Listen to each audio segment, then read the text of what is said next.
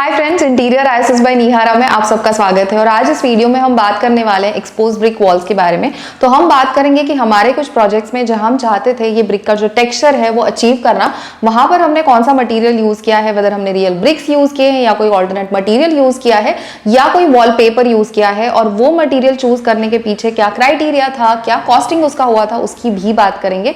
तो अगर आप आपके घर का रिनोवेशन करना चाहते हैं, प्रोबेबली रिनोवेशन का प्रोसेस स्टार्ट हो चुका है और अब चाहते हैं कि कोई एक वॉल हो उसको इस तरीके से ट्रीट किया जाए, तो आई थिंक ये वीडियो देखने के बाद आपको एक आइडिया आ जाएगी कि आपको एग्जैक्टली कौन सा मटेरियल यूज करना चाहिए, और आई थिंक वो करना काफी आसान हो जाएगा। तो चलिए शुरू करते हैं आज का वीडियो। जैसे कि आप यहाँ पे देख सकते हैं, ये क्लैडिंग मटेरियल है जो दिखने में एक ब्रिक की तरह ही दिखेगा, फिनिश एक ब्रिक की तरह ही है, हल्का सा अनइवननेस है और इसके ऊपर आप पोर्स भी देख सकते हैं और कलर भी वैसा ही है। पर अगर आप इसकी थिकनेस देखें, इसका थिकनेस देखेंगे तो काफी पतला ये मटेरियल है, क्योंकि रियल ब्रिक्स ऑब्वियसली आप लगाएंगे तो उसका थिकनेस ज्यादा होता है।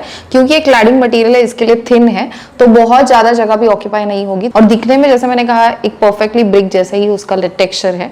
और इसके दोनों साइड्स अगर हम देखेंगे तो यहाँ से आप उसमें हल्के पोर्स देखेंगे, फिर भी ये कंपैरेटिवली स्मूथ है। और इसकी बैक साइड अगर आप देखेंगे तो यहाँ पर क्योंकि ये शॉप में एक वर्टिकल सरफेस पे लगाया हुआ था वेलक्रो के साथ, इसके लिए आप यहाँ पे पैचेस देख सकते हैं। पर जब आपको मटेरियल मिलेगा तो ऑब्वियसली ये नहीं होगा, एक प्लेन आपको मटेरियल मिलेगा। और बैक साइड जो है काफी रफ है, तो इसके लिए मैंने कहा ये जितनी रफ है उसके कंपैरिजन में ये आप देखेंगे फ्रंट साइड तो काफी स्मूथ है। और यहाँ पर आपका पीछे सीमेंट लगेगा और उससे आप उसको किसी भी वर्टिकल जैसे दीवार पे आप लगाओगे, तो ये इसकी फ्रंट साइड है और ये बैक साइड है। और सेकेंड क्लैडिंग ब्रिक जो हमारे पास है वो इस तरीके से है।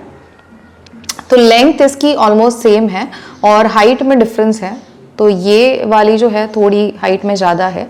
और दोनों का अगर आप फिनिश देखेंगे तो वही है, एक साइड थोड़ी स्मूथ है और दूसरी साइड ज़्यादा रफ है, क्योंकि अच्छे से स्टिक होनी चाहिए। तो आप डिसाइड कर सकते हैं कितनी बड़ी आपकी वॉल है और कितनी हाइट है, उसके हिसाब से वेदर यू वांट समथिंग जो दिखने में थोड़ी बड़ी दिखे तो आप इस तरीके की ये क्लैडिंग मटेरियल, ये ब्रिक आप लगा सकते हो। इसको ब्रिक ही कहते हैं, क्लैडिंग ब्रिक कहते हैं, तो ये आप लगा सकते हो। अगर आप चाहते हो कि वो दिखने में थोड़ी स्लीक दिखे तो आप ये वाली लगा सकते हो। एंड तो किस प्रोपोर्शन में भी आपको लगाना है, कितने ब्रिक्स देखने चाहिए, वो भी आप कैलकुलेट करके then you can decide whether you want this और दिस। तो ये आपकी चॉइस के ऊपर है। और यहाँ पर इस साइड के ऊपर आप देख रहे हैं, दिस इज साइट इन विद्या विहार, और यहाँ पर ये वाइट ब्रिक वॉल आप देख रहे हैं। यहाँ पर हमने same cladding material, similar cladding material use किया था और जिसको हमने सीमेंट को यूज करके पीछे स्टिक किया था, और उसके बीच में जो ग्रूव्स हैं वो भी हमने फिल कर दिए थे। Now it's up to you, आप चाहते हैं थोड़ा सा वो लेवल्ड हो और बीच के जो ग्रूव्स हैं आप नहीं छोड़ना चाहते तो इस तरीके से वो वॉल दिखेगी। अगर आप चाहते हैं कि उसका जो थिकनेस है वो दिखे और बीच के जो ग्रूव्स है वो प्रोमिनेंटली दिखे, तो इस तरीके से जैसे हमने हमारे स्टूडियो में बीच के जो गैप्स है वो फिल नहीं किए हैं, तो कुछ इस तरीके से आपकी वॉल दिखेगी। सिर्फ ये लगाते वक्त आपको एक चीज का ध्यान रखना है कि सारे जो ये क्लैडिंग ब्रिक्स हैं वो एक ही लाइन में अच्छे से लगने चाहिए। एक माइनर भी जैसे मैंने कहा ऊपर नीचे हो गया तो आपके सारे जो कोर्सेस हैं वो थोड़े ऊपर नीचे दिखेंगे। So probably what you can do is, side पे जब काम चल रहा हो तो कड़ियाँ जो है वो एक सर्टन इंटरवल्स पे हॉरिजॉन्टल लाइंस ड्रॉ करके रख सकते हैं चौक से वगैरह, तो कोई भी एरर होगा तो इमीडिएटली नीचे वाले या प्रोबेबली आफ्टर 2 या 3 कोर्सेस आपको समझ जाएगा। कुछ ऊपर नीचे भी है तो वो तभी एडजस्ट कर सकते हैं। पूरा कंप्लीट होने के बाद वो बहुत डिफिकल्ट हो जाए और आपको सारे जो ब्रिक्स है वो निकालने पड़ेंगे। So that's something that you have to keep in mind. Another thing is कि ये मटेरियल अगर आपको किसी भी ब्रिक वॉल पे या शेयर वॉल पे या कोई C4X ब्लॉक वाली वॉल है, सीमेंट ब्लॉक्स वाली वॉल है, वहां पर आपको नहीं लगाना है। पर आप चाहते हैं किसी इंटरनल पार्टीशन पे वगैरह ये लगाना, तो सीमेंट के जगह पे एक एडहेसिव आता है, उसकी मदद से आपको ये लगाना पड़ेगा। और जब आप सीमेंट से लगाते हो तो आपकी मटेरियल की कॉस्ट होगी, प्लस सीमेंट की कॉस्ट होगी, प्लस लेबर कॉस्ट होगी, प्लस उसके ऊपर आप उसको जिस तरीके से फिनिश करेंगे वो जो पेंट होगा उसकी कॉस्ट होगी। तो ये डिटेल्स आप स्क्रीन पे देख सकते हैं। अगर आप नहीं चाहते कि इसको पेंट करना, आप चाहते हैं उसको वैसे ही रखें तो आप उस तरीके से भी उसको रख सकते हैं, क्योंकि ये दिखने में बहुत ही अच्छा दिखता है, प्रॉपर ब्रिक वॉल जैसा दिखेगा। The only thing that you can do is, इसको आप एक क्लियर स्प्रे कर सकते हैं, जैसे वीनियर के ऊपर हम एक क्लियर पॉलिश करते हैं उस तरीके से अगर आप इसके ऊपर एक क्लियर स्प्रे करेंगे तो ये इसके ऊपर कोई भी डस्ट वगैरह इन फ्यूचर ज़्यादा सेटल नहीं होगी और आपको क्लीनिंग करना काफ़ी आसान हो जाएगा। तो इन दैट केस आपका पेंट के जगह पे क्लियर स्प्रे जो होता है उसका कॉस्टिंग ऐड हो जाएगा। पर जब आप इसको एक प्लाई के ऊपर लगाते हो तो अधेसिव की कॉस्ट ऐड हो जाएगी, पर अधेसिव की कॉस्ट सीमेंट के कंपैरिजन में ज़्यादा होती है, काफ़ी ज़्यादा होती है। तो मेक श्योर आप ये मटीरियल परचेज करने से पहले आप डिसाइड कर लीजिए कि आपको एग्जैक्टली कौन से बेस मटीरियल पे लगाना है।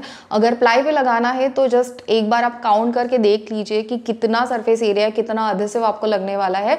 नहीं तो ये आपका कॉस्टिंग जो है सीमेंट के हिसाब से कैलकुलेट करोगे तो अधेसिव लगाओगे तो बहुत ज़्यादा बढ़ जाएगा, तो वो आपको ध्यान में रखना है।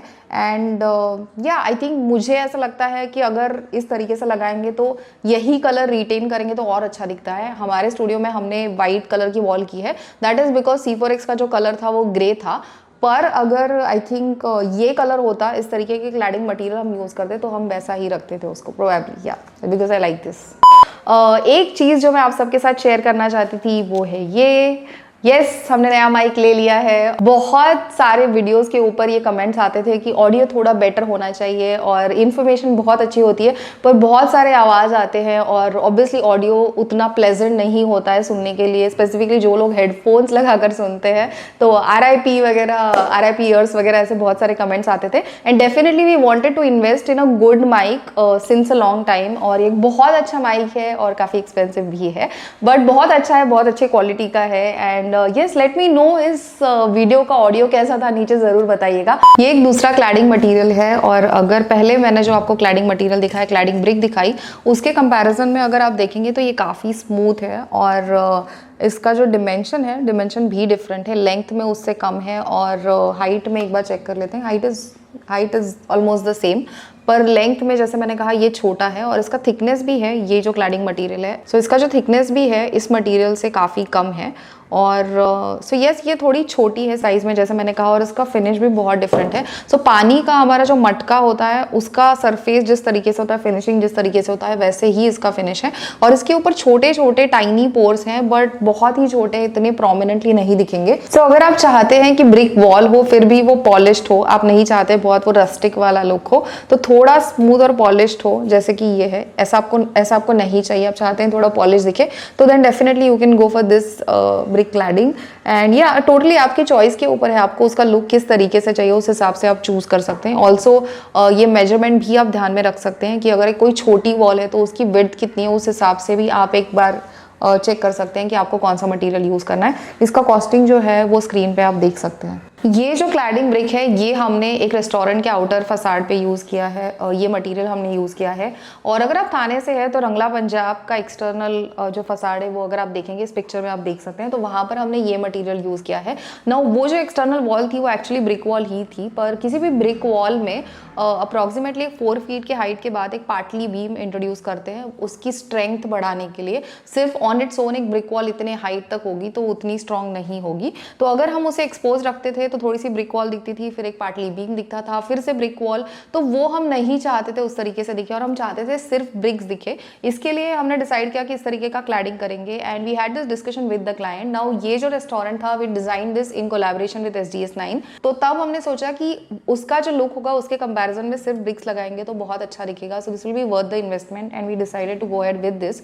और इसमें अगर आप ऑब्जर्व करेंगे तो हमने एक पैटर्न भी क्रिएट किया है, कुछ जो कोर्सेस हैं हमने हॉरिजॉन्टल लगाया है और एक पॉइंट के बाद हमने इसको वर्टिकली लगाया है। तो अगर आप किसी वॉल के ऊपर इस तरीके से लगाने वाले और उतनी हाइट है तो आप इस तरीके से कुछ पैटर्न भी उसमें क्रिएट कर सकते हैं। तो ओनली थिंग इज इसके ऊपर आपको एक क्लियर कोट करना पड़ता है, वेदर प्रूफ कोटिंग का, ताकि क्योंकि ये बाहर के फसाड पे है, बाहर एक्सटर्नल वॉल पे है, तो इसके ऊपर धूप धूल या बारिश से खराब नहीं होना चाहिए, इसके ऊपर कुछ फंगस वगैरह नहीं आना चाहिए। इसके लिए उसके ऊपर एक कोट करना बहुत ज़रूरी है। पर इसके ऊपर जो वेदर प्रूफ कोटिंग करना पड़ता है क्योंकि एक तो इसमें पोर्स बहुत ज़्यादा है, आप नहीं चाहते उतना मेंटेनेंस हो या वो कॉस्ट ऐड हो, तो आप ये जो क्लैडिंग मटेरियल है ये हमने पहले देखा, आप वो यूज़ कर सकते हैं। इसका सरफेस काफ़ी स्मूथ है तो आपको वो कोट करने की ज़रूरत नहीं है और दिखने में अच्छा दिखेगा। द ओनली थिंग इज इसके कंपैरिजन में थोड़ा फिनिश दिखता है, थोड़ा पॉलिश दिखता है।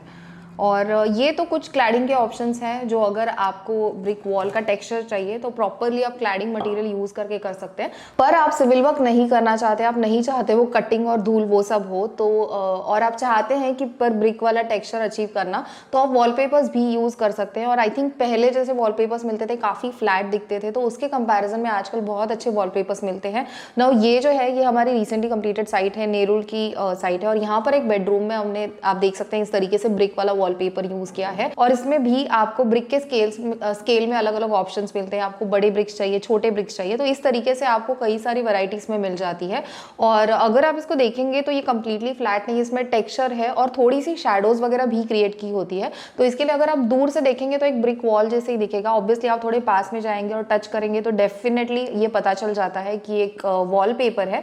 पर आई थिंक आप जैसे मैंने कहा सिविल वर्क नहीं चाहते या कोई बजट कंस्ट्रेंट है या टाइम कंस्ट्रेंट है तो definitely wallpaper is a good option. ये जो सारे ऑप्शन हैं ये आप डेफिनेटली एक्सप्लोर कर सकते हैं जब आपके पास ऑलरेडी घर में कोई वॉल है, ऑलरेडी कंस्ट्रक्टेड वॉल है और उसके ऊपर आप चाहते हैं सिर्फ ब्रिक वाला वो टेक्सचर हो, वो लुक हो, तो आप डेफिनेटली ये क्लैडिंग ब्रिक्स यूज कर सकते हैं, वॉलपेपर यूज कर सकते हैं, ये जो वॉलपेपर वाले पैनल्स मिलते हैं वो भी आप यूज कर सकते हैं।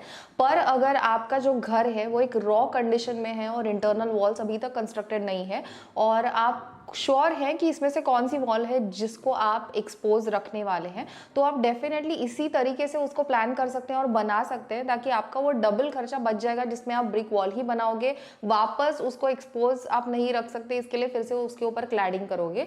तो आप सिर्फ उस वॉल के लिए आप फर्स्ट क्लास ब्रिक्स यूज कर सकते हैं। जनरल कंस्ट्रक्शन में सेकेंड क्लास ब्रिक्स यूज होते हैं तो उसमें चिपिंग वगैरह होता है, तो फर्स्ट क्लास ब्रिक के जो एजेस वगैरह होते हैं बहुत ही प्रॉपर होते हैं और इनफैक्ट आपको पहले से पता है तो वही ब्रिक्स में आप कुछ इंटरेस्टिंग पैटर्न्स वगैरह भी क्रिएट कर सकते हैं। उम्मीद करती हूँ आज का वीडियो आपको अच्छा लगा होगा। वीडियो देखने के लिए धन्यवाद। अगर आज इस वीडियो में जो जो ऑप्शंस हमने देखे, जैसे क्लैडिंग मटेरियल देखा और वॉलपेपर देखा या किस तरीके से आप फर्स्ट क्लास ब्रिक्स यूज करके एक ब्रिक वॉल क्रिएट कर सकते हैं, तो इनमें से कोई भी ऑप्शन देखकर या इस वीडियो से इंस्पायर होकर आप आपके घर में कहीं पर भी ये कुछ ट्राई करते हैं, अटेम्प्ट करते हैं, तो हमारे साथ जरूर शेयर कीजिएगा। जाने से पहले चैनल को सब्सक्राइब कर दीजिए, बेल आइकॉन को क्लिक कर दीजिए, ऑल वीडियोस इस ऑप्शन को सिलेक्ट कर दीजिएगा और मुझे नीचे कमेंट्स में बताइए आज के वीडियो में क्या था जो आपको बहुत अच्छा लगा या कोई नई चीज जो आपने आज इस वीडियो से सीखी है। मिलेंगे जल्द ही एक नए और इंटरेस्टिंग वीडियो को लेकर, तब तक के लिए बाय।